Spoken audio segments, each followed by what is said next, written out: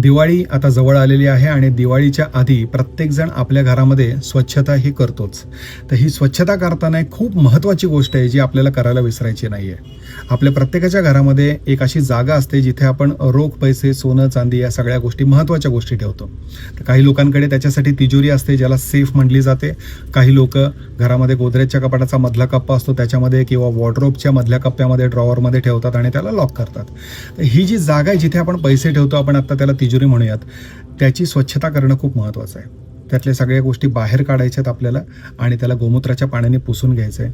थोडंसं त्याच्यामध्ये आपल्याला भीमसेनी कापूर ठेवता आला थोडासा तर तो ठेवायचा आहे.